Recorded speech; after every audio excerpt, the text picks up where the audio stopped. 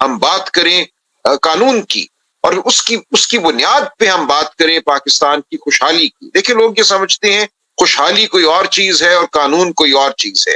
آپ تاریخ کا مطالعہ کریں، کوئی ملک خوشحال نہیں ہوا جہاں ادارے جو تھے کسی قانون کے تابع نہیں تھے، جہاں کوئی سسٹمز موجود نہیں تھے، جہاں انسٹیٹیوشنز جو تھیں، وہ سول سروس ہو یا وہ جوڈیشری ہو یا وہ پولیس فورس ہو، ان میں ایک بیسک ڈیسنسی، ایک سینس آف پبلک پرپس نہیں تھی. اس وقت یہ ہو رہا ہے کہ ان تمام اداروں کو، اور ہمارے سامنے یہ پولیس والے، یہ ROs جنہوں نے بہت گھناؤنے فیصلے کیے، وہ روتے ہیں، وہ خود مڑ کے کہتے ہیں کہ ہم وہ کام کر رہے ہیں جس کی ہمیں کبھی توقع نہیں تھی. ہم نے پولیس اس لیے جوائن نہیں کی تھی، ہم نے سول سروس اس لیے جوائن نہیں کی تھی، لیکن ہمیں یہ سب کچھ کرنا پڑ رہا ہے. تو میں یہ سمجھتا ہوں ایک مکالمہ ہے وہ اب ہمارے معاشرے میں شروع ہو چکا ہے، اور ایک ایسی شدت سے شروع ہوا ہے جو شاید ماضی میں ہم نے، یا ماضی قریب میں، ماضی بعید میں نہیں دیکھی.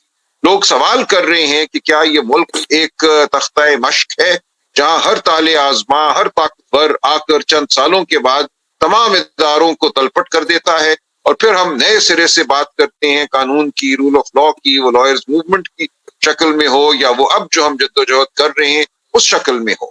لیکن یہ ایسی میں سمجھتا ہوں ایک کاوش ہے، ایک جدوجہد ہے، ایک جرنی ہے that has to continue. دیکھیے جی، اس وقت تو the entire system is under assault. آپ کی سول سروس، آپ کی پولیس فورس، آپ کی judiciary, everybody has been placed under a pressure that I have not seen in my 32 years in the profession. اس وقت it seems as if we are in a state of war. One side wants to achieve certain objectives and seeks to achieve them at any cost. مجھے یہ بہت افسوس ہو رہا ہے کہ لوگوں کو احساس نہیں ہے کہ جب آپ ایک پورے سسٹم کو کرپٹ کر دیتے ہیں، اس میں پولیس فورس ہو، سول سروس ہو، جوڈیشری ہو، آپ ان کو یہ کہتے ہیں کہ never mind what the law is, never mind what the rules are, never mind what decency is, just deliver what we want you to deliver to us. And that delivery really is nothing short of decimation of a political party. اس لیے اس وقت جو جنگ ہم لڑ رہے ہیں، میں سمجھتا ہوں وہ ہم PTI کے لیے تو لڑ ہی رہے ہیں، لیکن اس سے بڑے ایشوز یہاں پہ اب آ گئے ہیں. اس ملک میں اگر کسی قسم کا بھی رول آف لا ہونا ہے، some respect for the law is to survive, then the battle that we are fighting we must win. اس وقت our stakes really go beyond the present. We are really fighting for the basic integrity of our institutions and the idea that the law has to be obeyed, has to be respected.